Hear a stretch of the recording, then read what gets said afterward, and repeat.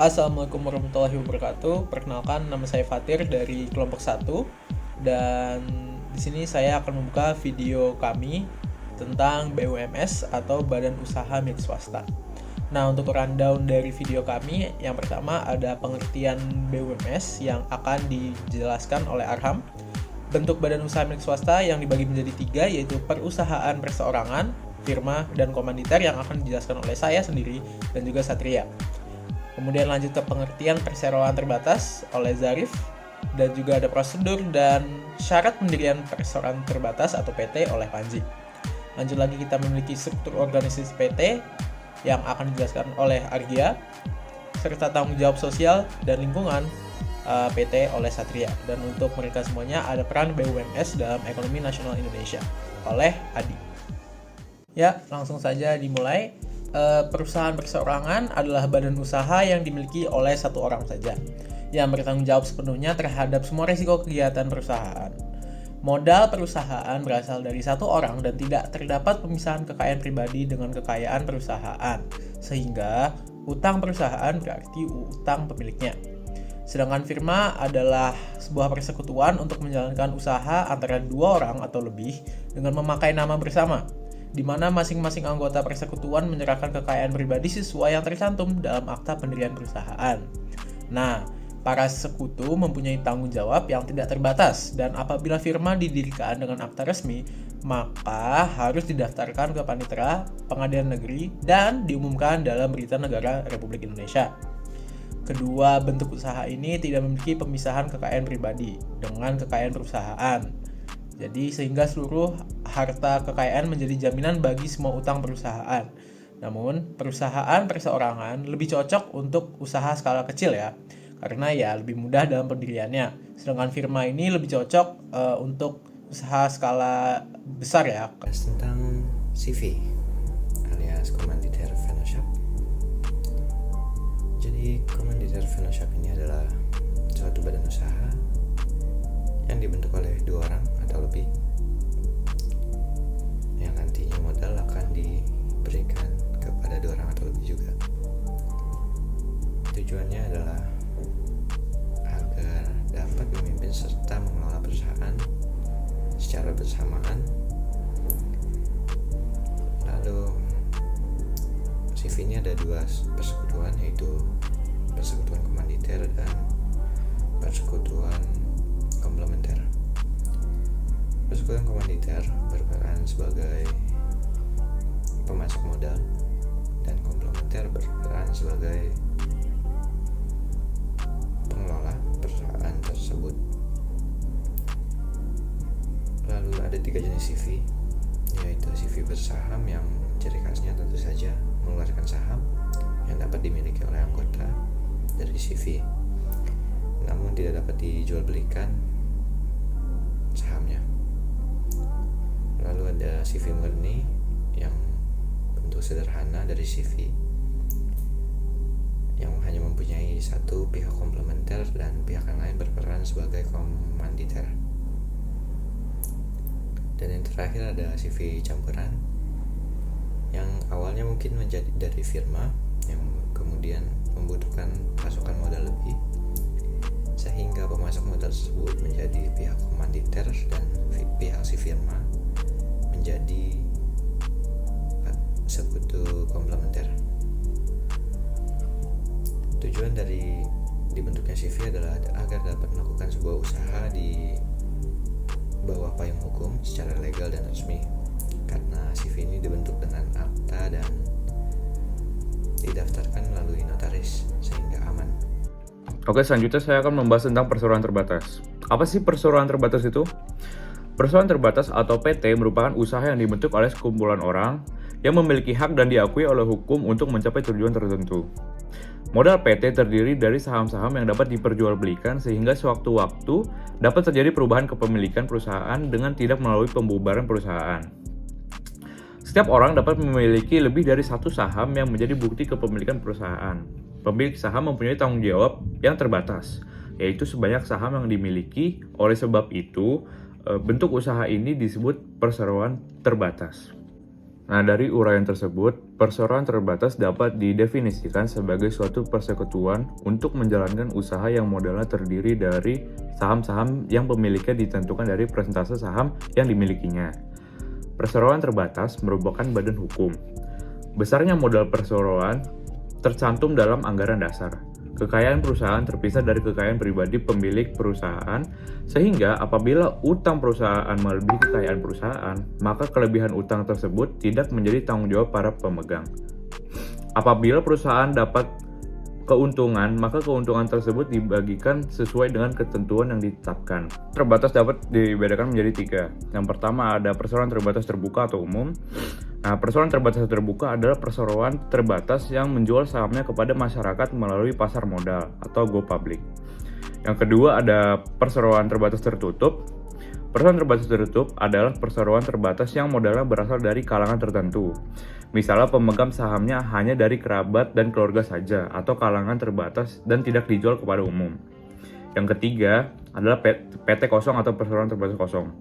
Perseroan terbatas kosong adalah perseroan terbatas yang sudah tidak aktif menjalankan usahanya dan hanya tinggal nama saja. Selanjutnya ada prosedur pendirian perseroan terbatas. Nah, untuk mendirikan perseroan terbatas, ada 2 yang perlu kita penuhi, yaitu syarat-syarat yang ditentukan oleh undang-undang. Yang kedua, menempuh prosedur pengesahan status hukum. Syarat-syarat yang ditentukan oleh undang-undang yaitu sebagai berikut. A. Syarat formal, yaitu perseroan yang didirikan harus mempunyai akta pendirian yang memuat anggaran dasar yang dibuat di depan notaris. B. Syarat material, yaitu perseroan yang didirikan harus mempunyai modal dasar yang dibagi atas saham-saham paling sedikit 20 juta rupiah. Untuk pengesahan badan hukum, pemohon membuat perseroan terbatas harus mengikuti prosedur yang ditentukan oleh undang-undang. Prosedur tersebut adalah sebagai berikut. A. Pembuatan akta pendirian. Pendiri datang ke kantor notaris untuk dibuatkan akta pendirian yang memuat anggaran dasar perseroan yang disepakati. B.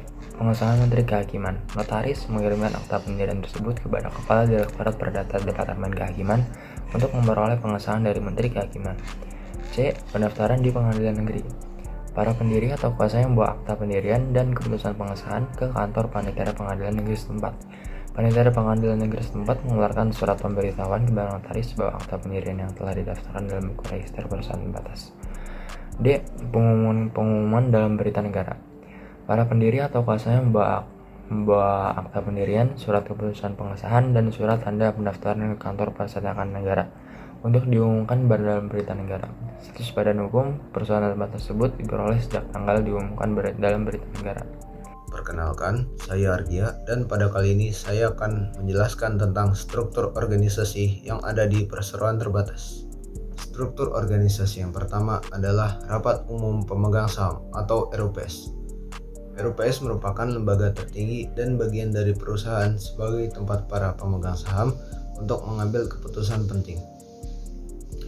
Tujuan diadakannya RUPS ialah supaya organ RUPS dapat mengetahui seluruh kegiatan yang terjadi di dalam perseroan terbatas, mulai dari cara bisnis, laporan keuangan, serta permasalahan yang muncul di dalam perusahaan.